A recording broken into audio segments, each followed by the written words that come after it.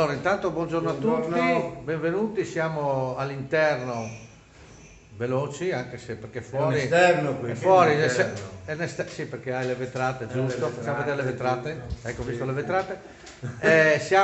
Anche perché fuori sono 5 gradi, quindi da quando hanno deciso il governo di mangiare fuori è tornato l'inverno. Cioè, proprio abbiamo la speranza che è l'ultima, dovrebbe essere a morire. Ecco. Comunque oggi con gli amici si è anche avvicinato anche l'amico Gorgoglione, un nome e una garanzia, che fa rima con.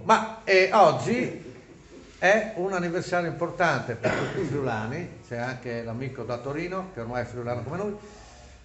6 maggio 76, io avevo 13 anni e davo una mano al Policlinico in Viale Venezia, forse dove lì è nata la mia aspirazione ad andare a dare una mano alla gente all'ospedale.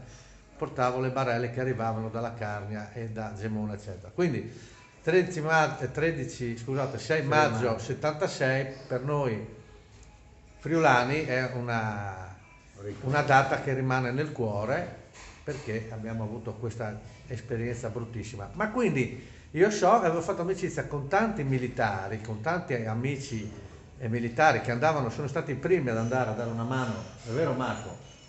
Ditemi se sbaglio, e noi abbiamo qua l'amico Vincenzo, e quindi io dedico all'amico Vincenzo a tutti i militari. È rimasto qua da quella volta. Da quella volta è rimasto qua, non ha imparato il friulano, ma solo lo capisce. Però questa barzellettina è per te, che praticamente, mettiamo che tu eri capitano all'ospedale militare. Allora, sai, all'ospedale militare si andavano a imboscare questi ragazzi, no? Allora a un certo punto il capitano va a rassegna, adesso vado a vedere questi qua, ecco. Allora, cosa hanno? Allora, il primo fa, buongiorno signor capitano, e da dove vieni? Vengo dalla provincia di Palermo.